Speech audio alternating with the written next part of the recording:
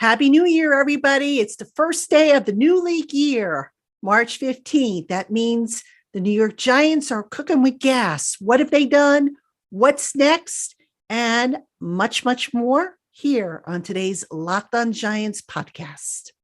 You are Locked On Giants, your daily New York Giants podcast. Part of the Locked On Podcast Network, your team every day.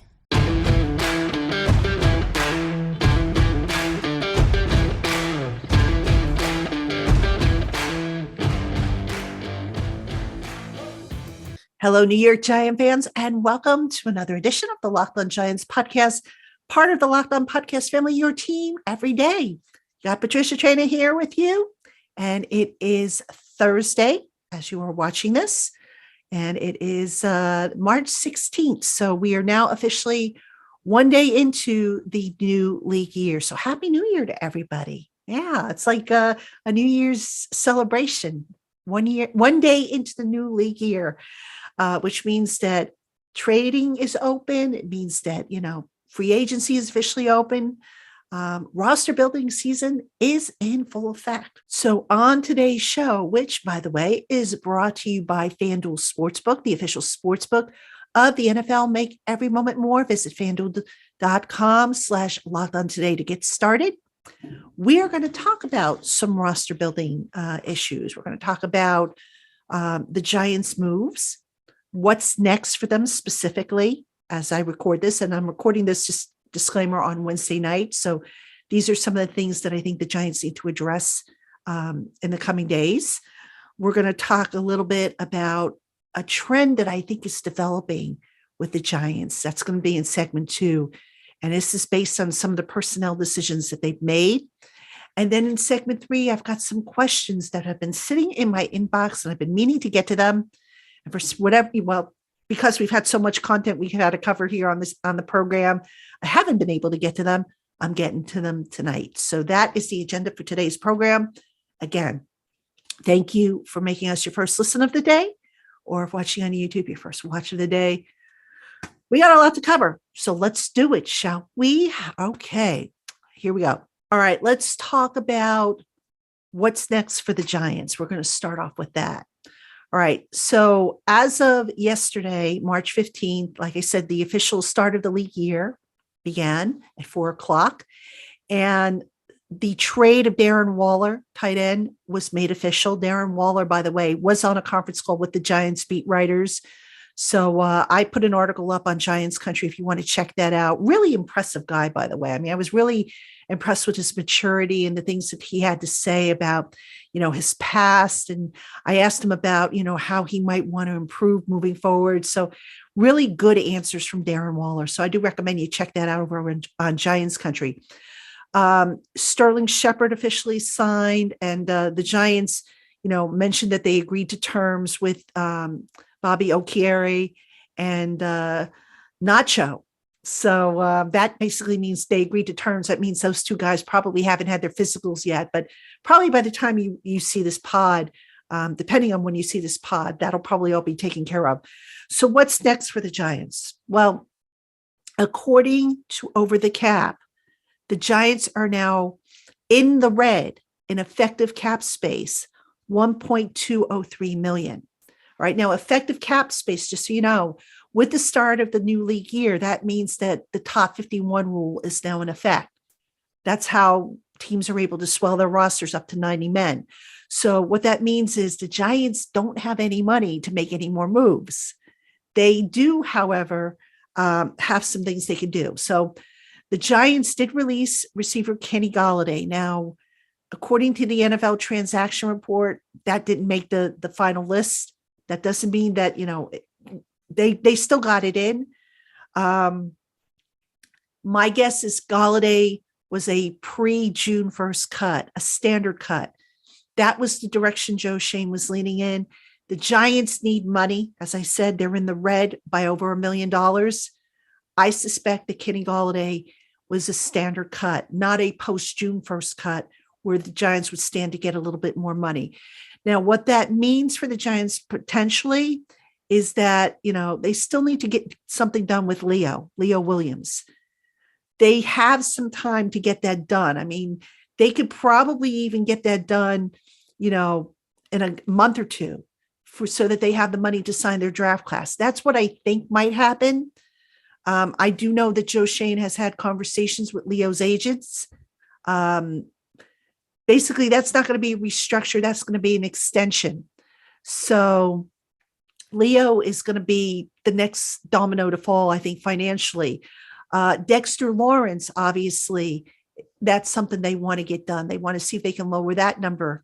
That's probably going to take a little bit more time. I would think that's not as easy of a negotiation as it might sound. So I think that might take some time. But for the time being, I think the Giants' best bet is the Galladay savings, which doesn't sound like much. It's 6.7 million if it's a standard transaction, which I believe it is, but it should be enough for the Giants to do a little bit more work with their free agents. Now, is that enough to bring back a Julian Love? Probably not. Is that enough to maybe bring back a John Feliciano or some of these other, a Jihad Ward, assuming that they're, not looking for big bucks? Probably. But is it enough to land a receiver? Depends on the receiver. Let's talk about that, shall we? The Giants, you can make the case that the Giants still need a receiver. I mean, regardless of, the Darren Waller acquisition, the Giants need to fill out that receiver core. Because right now, the only healthy guy they have under contract is Isaiah Hodgins, right? Sterling Shepard resigned. He can't pass a physical right now. Wan'Dale Robinson is under contract. I don't think he can pass a physical. They've got Colin Johnson, who is still under contract. I think he can pass a physical. I don't know that, but he's been, rehabbing, and I think he should be okay to pass a physical. Probably need a little bit more at receiver, at least one more guy. So one name that came up, and I don't know if the Giants are going to be able to afford this guy, but I'm going to talk about him anyway. DJ Chark of the Lions. Now, Chark, here's the thing. He's had some injury issues. And if I'm Joe Shane, I probably stay away from guys with injury issues, especially after what the Giants just went through with Kenny Golladay. But if you want to make a case for DJ Chark, I've got some stats and numbers for you. All right. So DJ Chark in 2019 was a Pro Bowler. He had his lone 1,000-yard receiving that year. In the last 2 years, his yards before catch per reception, 18.6 and 12.3, which are career highs. He's had 6 drops over the last 2 years, 5 and 11 games in 2022. He cut down on interceptions, passes thrown to him that he wasn't in the right spot. So he had just 2 in the last 2 years. He's had some kickoff return experience, which is an area the Giants obviously need to upgrade in. He's 6'3", so he's a big receiver, a guy who could play the X receiver. Let's see. Oh, he was, in terms of big plays, he had 9 big plays of 20 or more yards out of 52 touches, which is 17.3% of his touches last year. That ranked 6th amongst receivers with at least 40 touches in the league last year. So not too bad there. And per Next Gen Stats, if you want to talk about separation and cushion and whatnot, Chark averaged 2.2 yards average separation, 5.5 yards of cushion was given to him, and his 15.4 average air yards ranked 3rd amongst eligible receivers with 40 or more pass targets. So some convincing numbers there, but the big thing here is the health status. He has had injury issues. And, we learned, if nothing else, the Giants should have learned their lesson with Kenny Golladay, who had injury issues, came over, signed that big contract, couldn't stay healthy, wasn't productive. So I could see the Giants certainly looking into DJ Chark. Will they be able to land him? I don't know. I mean, they should have the money to get it done, but I think it's a long shot. I think at this point, maybe they look at the draft and get their receivers and fill out the receiver core that way. But we'll see.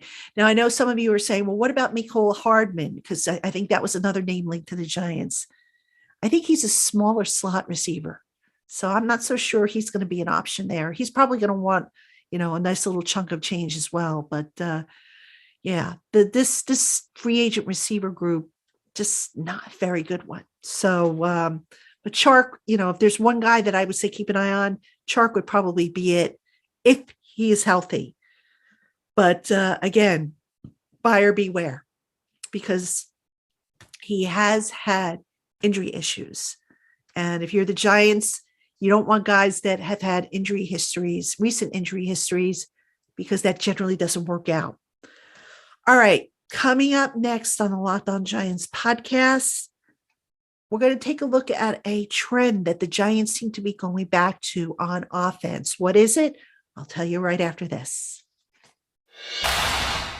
Hey, Giant fans, the NBA season is in full swing, and now is the perfect time to download FanDuel, America's #1 sportsbook, because new customers get a no-sweat first bet up to $1,000 if their first bet doesn't win. Just download the FanDuel Sportsbook app. It's safe, secure, and super easy to use. Then you can bet on everything from the money line to point scores to the spread and more. Plus, FanDuel even lets you combine your bets for a chance at a bigger payout with a same-game parlay. So don't miss your chance to get your no-sweat first bet up to $1,000 in bonus bets when you go to FanDuel.com/lockedon. Make every moment more with FanDuel, an official sports betting partner of the NBA. Hey, Giant fans, thanks for making the Locked On Giants podcast your first listen every day. Now make your second listen the Locked On NFL Scouting podcast with the Draft Dudes. From free agency to the draft, salary cap management, and more, join NFL experts Kyle Krabs and Joe Marino as they take you through what it's like to build a successful NFL franchise every Monday through Friday. Find Locked On NFL Scouting with the Draft Dudes wherever you get your podcasts and on YouTube. Part of the Locked On Podcast family, your team every day. All right, Giant fans, welcome back to the Locked On Giants podcast. I'm your host, Patricia Traina. Happy to have you with us.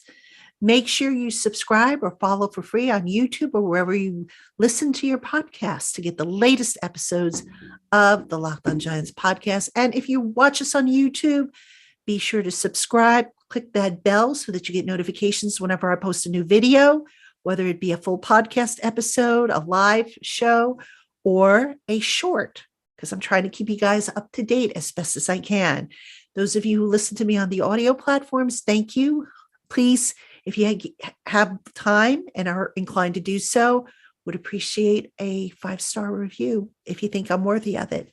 I try to earn it. So hopefully you guys, think that the content is worth it. So anyway, let's talk about a trend that I think the Giants are going to go back to in 2023 on offense. Now, I did a little research on this, and a lot of people have been saying the Giants need a receiver. They got to get a receiver. They got to get an next receiver. They do. I'm not disputing that. But I was a little, I don't want to say surprised, because I can't say I was surprised, but I think something that's not being talked about a lot with the Giants is that they added a second pass catching tight end in Darren Waller to go with Daniel Bellinger. And that got me thinking, are the Giants going to go back to maybe using more 2 tight end sets than they did, towards the second half of last year? Now, let me backtrack a little bit. In the first half of last season, the Giants used a lot of 2 tight end sets, whether it be 12 personnel. Sometimes we saw 22 personnel. And for those of you who don't know what I'm talking about, 12 personnel, the 2 numbers represent the number of running backs and then the number of tight ends on the field. So 11 personnel would be 1 running back, 1 tight end. 12 personnel would be 1 running back, 2 tight ends. 22 personnel would be 2 running backs, 2 tight ends. So I thought to myself, okay, the Giants running game really excelled when they had 12 personnel on the field or 22 personnel on the field. Might they look to go back to that? But with getting a new pass catcher, Darren Waller, that now opens it up to where if you see two tight ends on the field for the Giants, it's not an automatic sign that they're going to run the ball. So I thought to myself, okay, maybe that's how the Giants are going to kind of maybe get around this if they can't land, the X receiver of their dreams, be it in free agency or in the draft. Are they going to maybe look to make up for that with the tight ends? It's possible. So let me give you some numbers. These are from Sports Radar, these numbers. I went and I looked up to see the yardage, total net yards, passing net, and rushing net for different personnel sets for the Giants last year. When the Giants were in 11 personnel, one running back, one tight end, their total net yards was 3,895 yards. Their total passing net yards, 2,472, and total rushing, 1,423. When they went to 12 personnel, one running back, two tight ends, 1,117 net yards, 522 passing net, and 595 rushing yards. When they were in either 13 personnel or 23 personnel, 13 being one running back, three tight ends, and 23 being two running backs and three tight ends, the numbers were 237 net, 54 passing net, and 183 rushing. Now, that might not sound like ultra impressive, and you might be saying, well, they got most of their yardage using 11 personnel. Well, they also used 11 personnel a lot more down the stretch, whether that was because, Daniel Bellinger, the starting tight end, missed 4 games because of the eye injury, whether that was because, the receivers started to come up and start performing, whatever the case may be. But the point I'm trying to get at is I suspect the Giants want to be able to keep people guessing on offense. So if they're trotting out two tight ends, they don't want it to be a case of, oh, okay, we're going to run the ball because we've got two tight ends on the field and one's going to block and one's going to, be a decoy. I don't think they want that. So by adding Waller, now they don't have that. If Waller is healthy and he is as good as, he's looked in the past, you pair him up with Bellinger, and now the Giants can maybe fool a few more people. They can maybe get a little bit more creative and really take that offense and open it up to the next level. We saw last year passes to the tight end up the seam. They just weren't there. Waller can bring that to them. Bellinger is still a very good, pass catcher. He's a good blocker, but he needs just like I talk about how on the pass rush, they need a Batman and a Robin. They kind of need that also with the tight ends too. You have two good tight ends. Now you have flexibility, and the Giants really didn't have that last year. So I just, with the acquisition of Waller, which I'll admit, I didn't see that coming. I did not see that trade coming. Thinking about it, it does make sense. And I know some people are like, well, why didn't they get a tight end in the draft? Well, because they got other needs. Obviously, they got to get in the draft. And Waller was available. And for what they paid, what they had to compensate the Raiders for to get Waller wasn't too bad.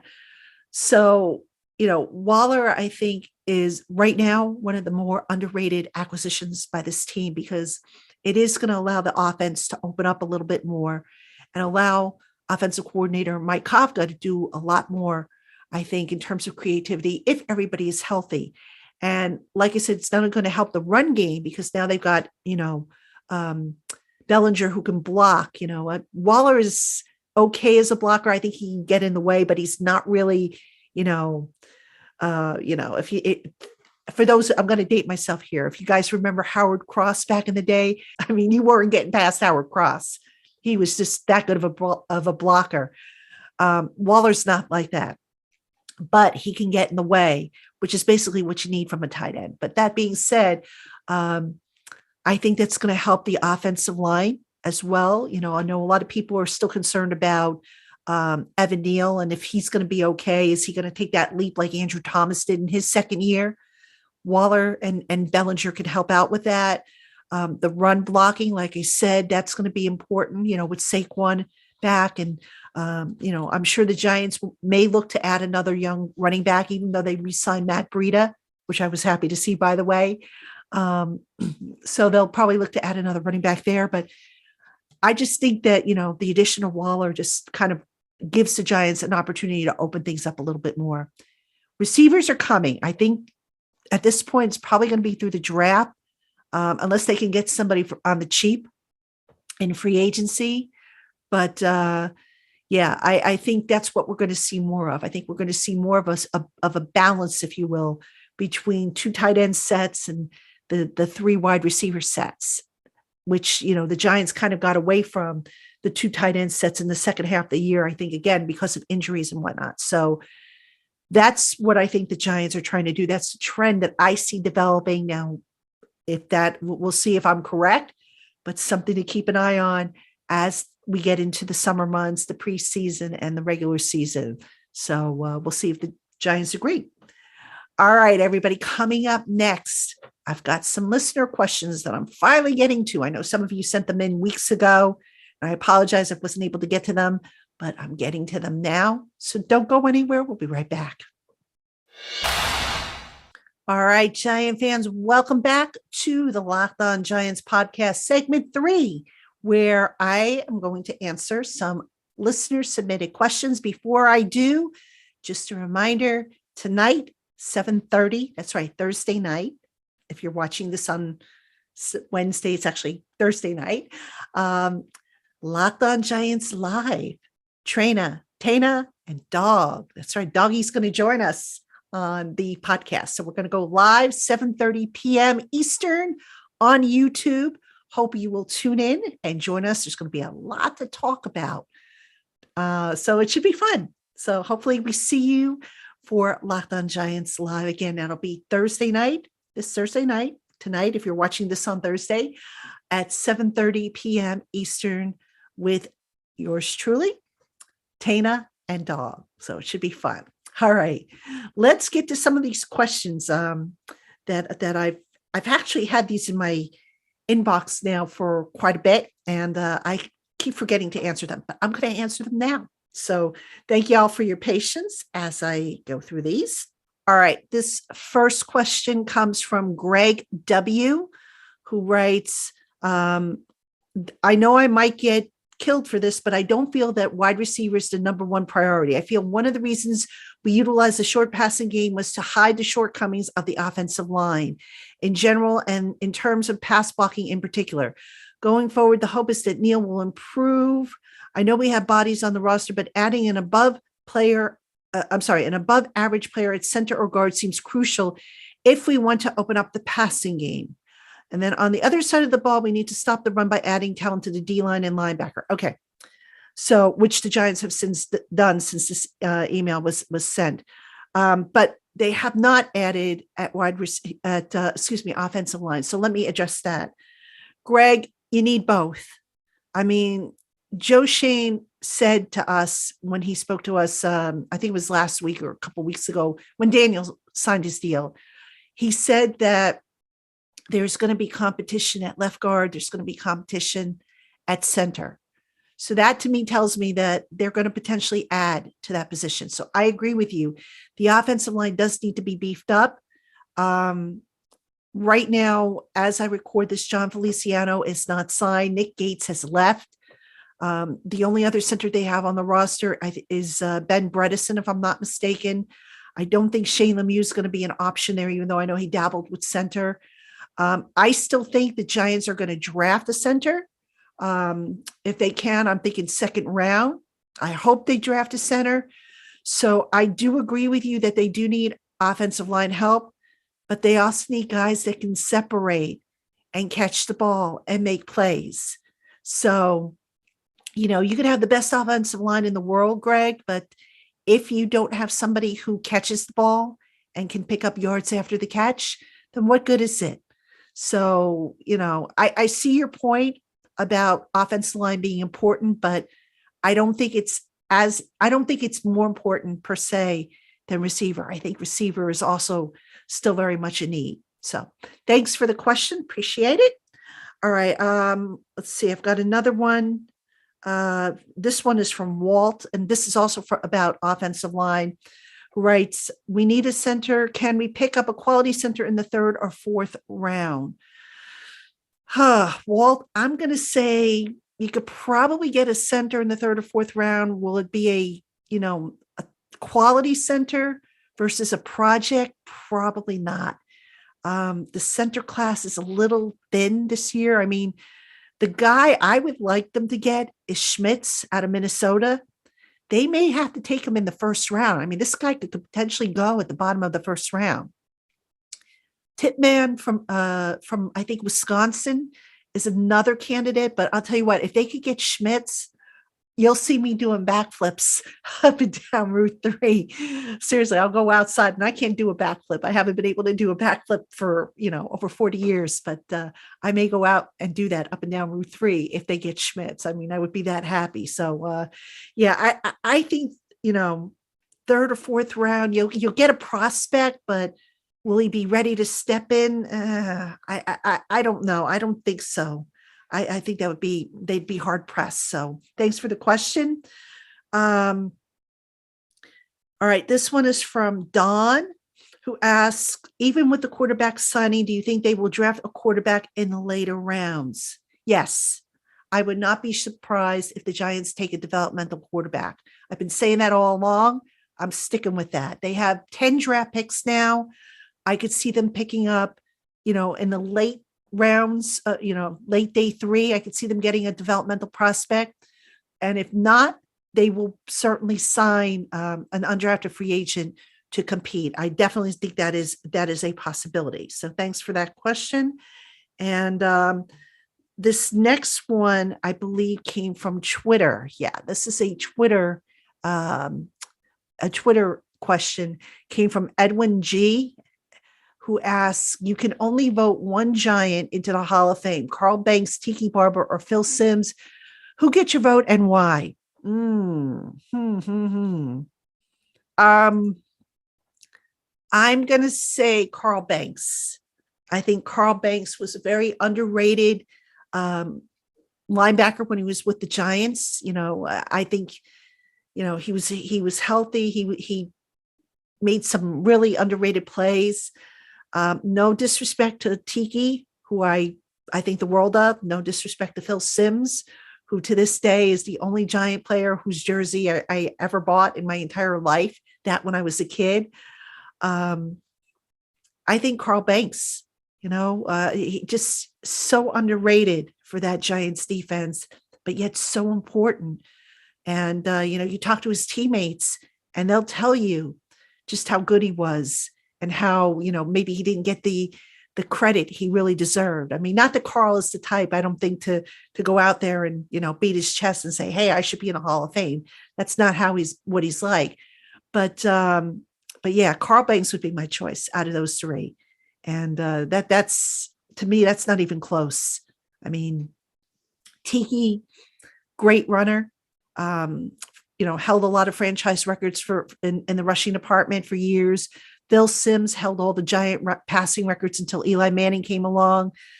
But yeah, Carl, no question. So, all right. Thanks for the question. Thank you all for the questions. And thank you for tuning in to the Locked On Giants podcast. Again, don't forget, Locked On Giants live tonight, Thursday night, 7:30 p.m. Eastern time. Be there. Trina, Tana, Dog. We'll see you then.